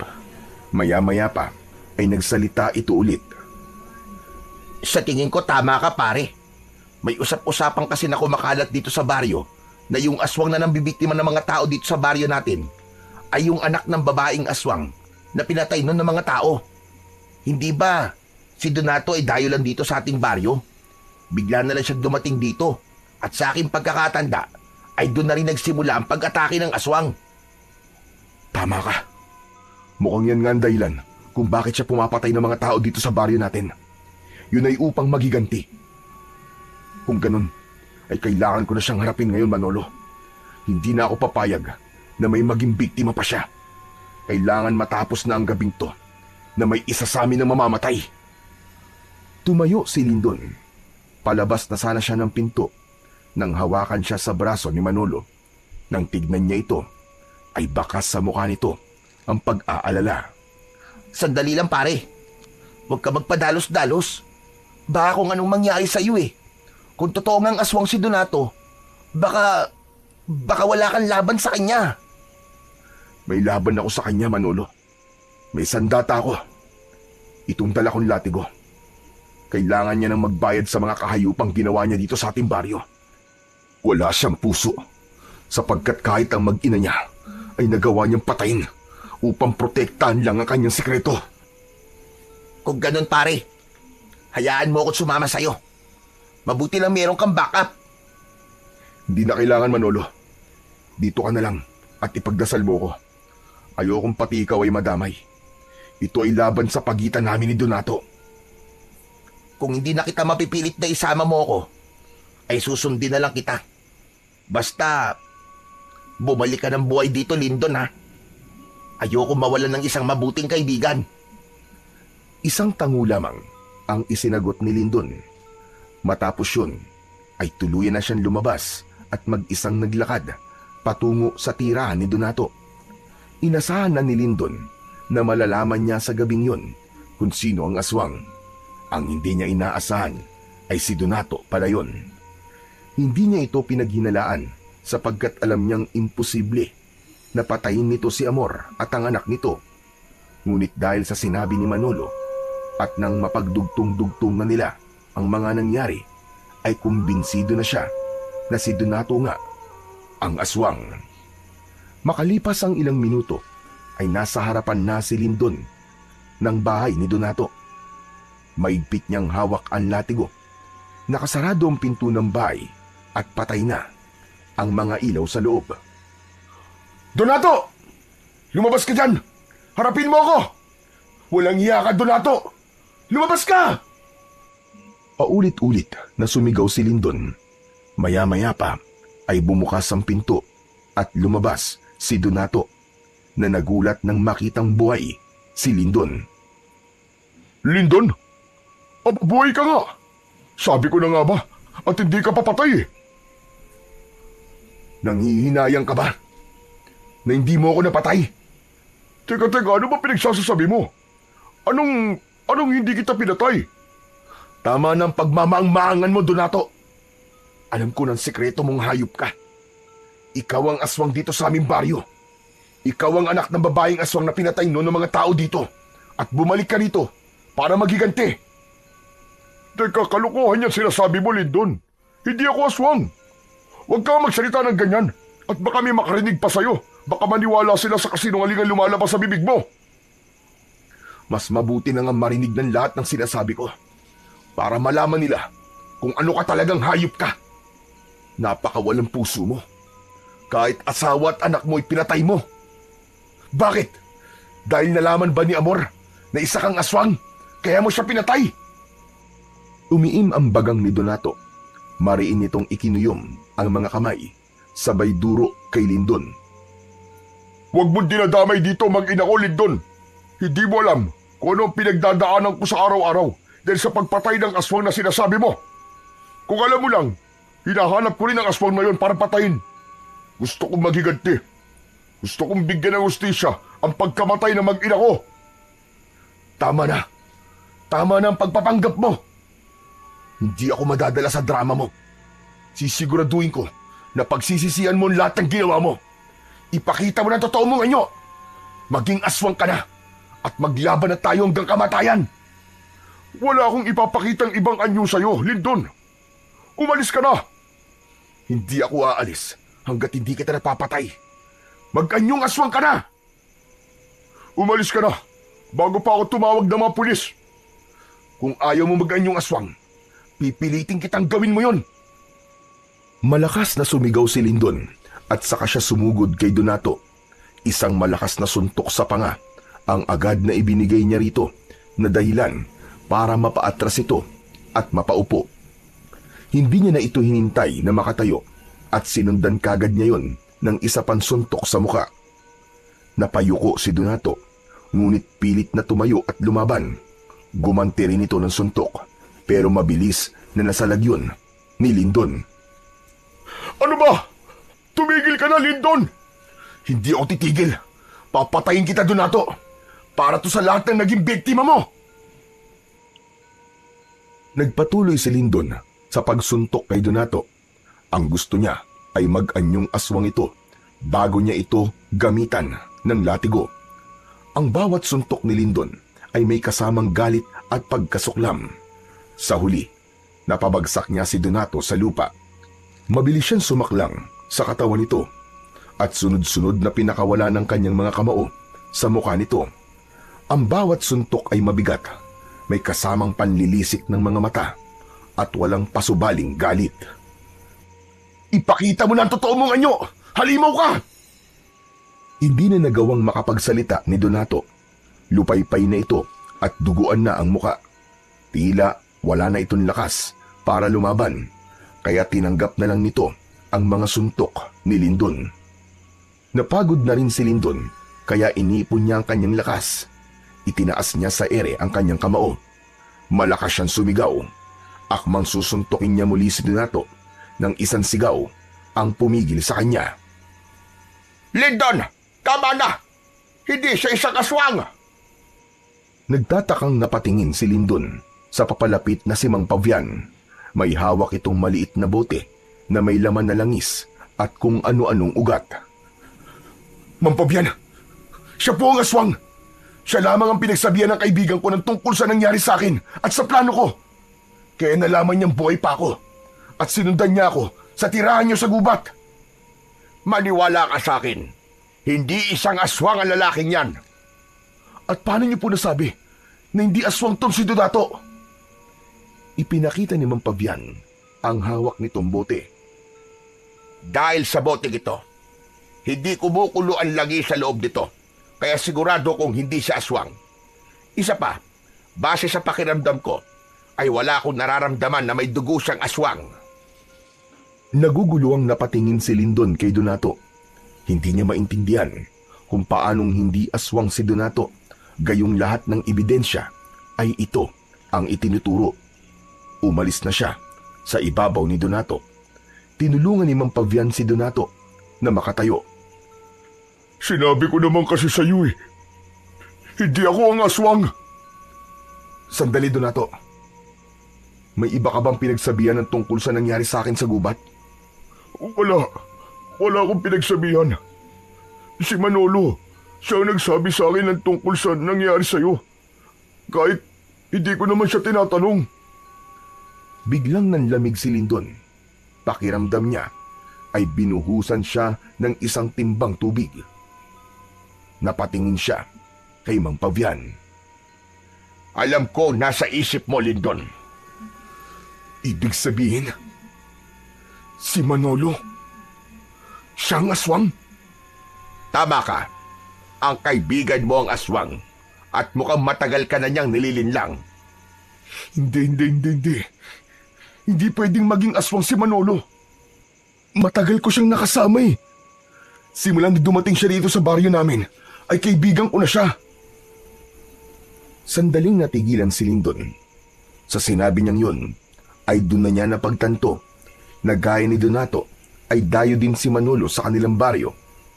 Doon na rin niya naisip na baka kaya tuwing kinakatok niya si Manolo sa kwarto nito ay hindi ito nagbubukas ng pinto ay dahil wala ito roon. Dahil ang totoo ay nasa labas ito at nambibiktima ng mga tao. Labis na nasaktan si Lindon sa realisasyon na yun. Hindi niya akalain na ang taong pinagkakatiwalaan niya ang siyang salot sa kanilang baryo. Kung si Manolo ang aswang, ay kailangan ko siyang patayin. Pinatay niya ang mag-ina ko. Walang hiya siya. Nga ba, Donato? Kaya mo akong patayin? Matapos ka bugbugin ng kaibigan ko, ay makakalaban ka pa ba? Napatingin silang lahat kay Manolo. Huminto ito sa paglalakad.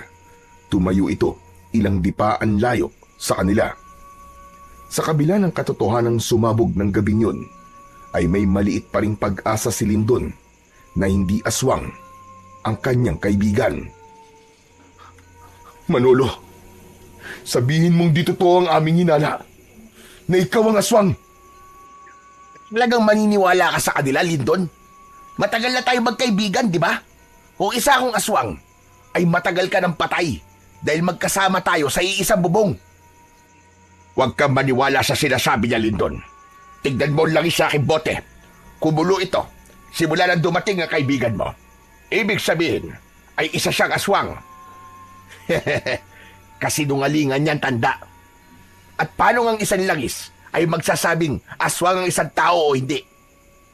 Ang matandang yan, Lindon. Baka yan ang aswang. Tignan natin kung makakatanggi ka pa sa gagawin kong hayop ka.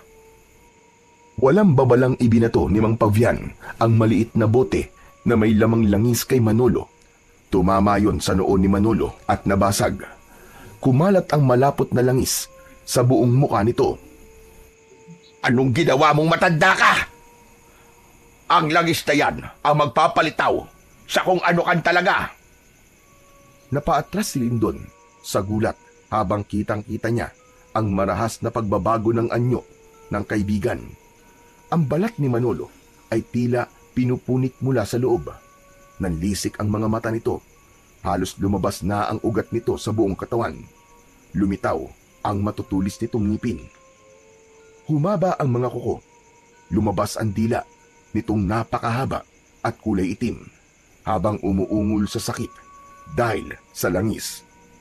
Habang patuloy na nag-aanyong aswang si Manolo, ay hindi pa rin makagalaw si Lindon.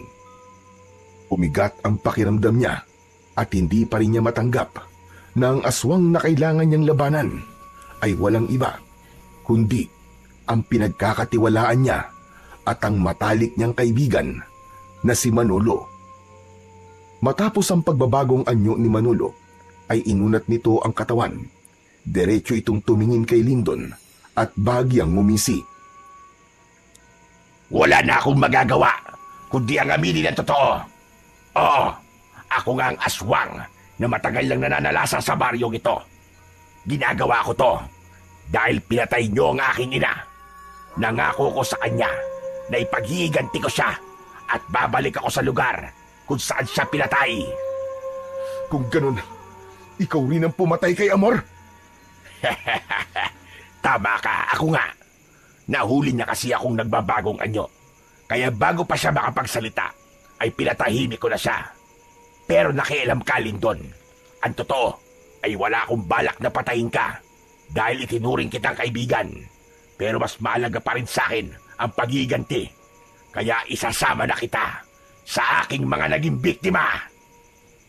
Hayop ka, Manolo! Hayop ka! Pinatay mo ang mag-ina ko! Ako ang papatay sa'yo! Susugod sana si Donato kay Manolo, ngunit mabilis itong pinigilan ni Mang Pavian. Tumigil ka! Huwag kang magtapang-tapangan. Hindi mo kaya ang aswang na yan. Hayaan mo si Lindon ang tumapos sa kanya. Lindon, patayin mo na ang aswang na yan. Huwag mong isipin na kaibigan mo siya. Isipin mo mga inosenteng taong pinaslang niya. Umiim ang bagang ni Lindon habang mas sumigpit ang pagkakahawak niya sa latigo na gawa sa buto ng ahas. Inisip niya si Amor at ang anak nito. Inisip din niya ang napakaraming bangkay na natatagpuan sa kanilang baryo tuwing umaga. Ngunit sa kabila ng lahat ng yun, ay nakikita niya pa rin si Manolo bilang kaibigan kahit nasaan yung aswang ito. Biglang umatake si Manolo kina Lindon. Agad na iniharang ni Lindon ang kanyang sarili upang salubungin ang aswang. Sinabi ng utak niya na hampasin niya ito pero pinigilan siya ng kanyang puso. Walang pagdadalawang isip na sinubukan ni Manolo na kalmutin si Lindon, ngunit agad siyang nakaiwas. Manolo! Hindi kita kayang saktan! Magkaibigan tayo! Lumaban ka, Lindon. Ayoko manalo sa'yo dahil lang nagpaubaya ka. Muling umatake si Manolo habang si Lindon ay panay pa rin ng iwas. Mabilis ang bawat galaw ni Manolo. Para itong mabangis na hayop na gutom at wala ng bakas ng pagkakaibigan sa mga mata nitong nanlilisik. Hindi kayang kalimutan ni Lindon na kaibigan niya si Manolo. Ito ang palaging karamay niya sa kanyang problema. Ang unang tumatawa sa mga biro niya at ang naging sandalan niya sa mga panahon na nawawala na siya ng pag-asa. Ngunit hindi niya rin kayang itanggi na ito ang nagdulot ng takot at kamatayan sa kanilang baryo. Tumalon si Manolo sa ere, sabay sugod kay Lindon. Bumaon ng mga kuko nito sa kanyang balikat. Pinunit ng matutulis nitong kuko ang kanyang laman. Napaurong siya at napasigaw sa sakit. Namilog ang mata niya at biglang sumiklab ang galit sa kanyang dibdib. Nawala ang lahat ng pag-aalinlangan niya. Napagtanto niya na kung hindi niya tatapusin si Manolo, ay siya ang papatayin nito. Siguro nga, ay hindi na may babalik ang ating pagkakaibigan. Patawarin mo ako, Manolo. Pero isinumpa ko na kung sino man ang aswang, ay papatayin ko. Isang iglap ay sumugod si Lindon kay Manolo. Pinakawalan niya ang latigo. Ang unang hampas ay naiwasan ng aswang. Ngunit ang pangalawa ay tumama sa kaliwang braso ni Manolo at nag-iwan ng isang malalim na sugat. Umatras si Manolo habang sumisigaw. Mabilis ang mga sumunod na galaw ni Lindon. Umatake siya ng walang pag-aatubili. Ang bawat paghampas niya ng latigo ay may kasamang pagnanais ng katarungan sa lahat ng naging biktima ni Manolo. At nang sandaling yun, ay hindi na lang siya lumalaban para sa katarungan, kundi sa alaala ng pagkakaibigang pinatay ng kasinungalingan. Nang naging sunod-sunod na ang pagtama ng latigo kay Manolo, ay naging mabagal na ang paggalaw nito. Hanggang sa pinintirya ni Lindon ang leeg nito. Pinaikot muna niya sa ere ang latigo, bago yun inihampas sa leeg ni Manolo. Mabilis na pumulupot ang latigo sa leeg nito. Labis na nagulat si Manolo at hindi na nito nagawang makagalaw. Paalam. Paalam, Manolo. Maraming salamat sa pagkakaibigan. Inilan ni Lindon ng buong lakas ang latigo. Gumuhit ang matutulis na gilid ng buto ng ahas at nagawa nung bumaon hanggang sa buto ni Manolo. Nang tuluyang mahilan ni Lindon ang latigo, ay lumipad ang pugot na ulo ni Manolo at bumagsak yon sa lupa. Kasunod noon ay ang pagbagsak ng katawan nito. Hindi napigilan ni Lindon ang mapaiyak. Masakit para sa kanya na patayin si Manolo, ngunit alam niya na yun ang nararapat. Matapos ang lahat ay lumapit sa kanya sina Mang Pavian at Donato. Tapos na. Tapos na, Lindon. Nagtagumpay ka. Tinuldukan mo na ang ilang taong sumpa na meron ang inyong baryo. Maraming salamat, Lindon. Ngayong wala na si Manolo, ay sigurado na ako na nakamit na ng aking mag-ina ang nararapat na ustisya para sa kanila. Pero, pinatay ko ang kaibigan ko. Sadyang ganyan ang buhay. May mga bagay kang kailangang gawin para sa ikabubuti ng mas nakakarami. Kahit ang bagay na yon, ang dudurog sa'yo. Hinayaan lang si Lindon ni Mang Pavian at Donato na ilabas ang kanyang mga luwa. Halos hindi niya matignan ang katawan ni Manolo. Tila nakisabay pa ang panahon sa kanyang pagluluksa dahil biglang bumuhos ang malakas na ulan. Tumingala si Lindon at isang malakas na sigaw ang kanyang pinakawalan habang hinuhugasan ng ulan ang luwa sa kanyang mga mata. Makalipas ang ilang araw ay nakabalik na si Lindon sa kanyang bahay. Nanibago siya sapagkat hindi siya sanay na mag-isa siya roon. Mabilis ding kumalat sa baryo nila ang pagiging aswang ni Manolo at ang pagkakapas lang dito ni Lindon. Marami ang humanga kay Lindon, hindi lang dahil sa tapang niyang harapin ng aswang, kundi maging sa desisyong patayin ng aswang, kahit pa ito ay ang kanyang kaibigan. Isang umaga, binisita ni Lindon si Mang Pavian sa kubo nito. Nagdala siya ng grocery para rito at mga mangga at langka na ipinadala naman ni Donato. Maraming salamat sa mga dala mo, Lindon. Salamat at hindi mo ko nakakalimutan.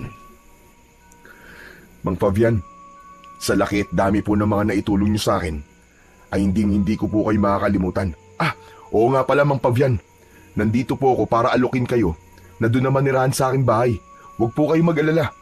Hindi ko po kayo pagtatrabahuin. Naisip ko po kasi na tulungan kayo kapalit ng tulong niyo sa akin. Lindon, wala akong hinihinging kapalit sa tulong na ginawa ko sa iyo. Masaya na ako na naibalik na ang kapayapaan sa inyong baryo. Isa pa, sanay na ako sa buhay ko rito sa gubat. Pasensya na kung tatanggihan ko ang iyong alok. Pero ako sana may papakiusap sa iyo. Ano po yun, Mang Pavian? Tumayo si Mang Pavian at kinuha nito ang latigong gawa sa buto ng ahas. Nais ko sanang ipamana sa iyo ang aking latigo. Kung papayag ka, ipagpapatuloy natin ang iyong pagsasanay. Hindi lang si Manolo ang aswang na maaaring umatake sa inyong baryo. Nakikita ko na ikaw ang karapat-dapat na magmay-ari nito. Buong pusong tinanggap ni Lindon ang latigo mula kay Mang Pavian. Sa paraan ng kanyang ngiti ay hindi na niya kailangang magsalita. Ramdam niyang alam na ni Mang Pavian ang kanyang kasagutan. Ipinangako ni Lindon sa kanyang sarili na simula sa araw na yon ay paghuhusayan pa niya ang kanyang kaalaman sa pakikipaglaban. Nang sa gayon, sa oras na muling may aswang na sumubok na sirain ang katahimikan ng kanilang baryo, ay mas handa na siya at kaya niya nang lumaban para sa kabutihan.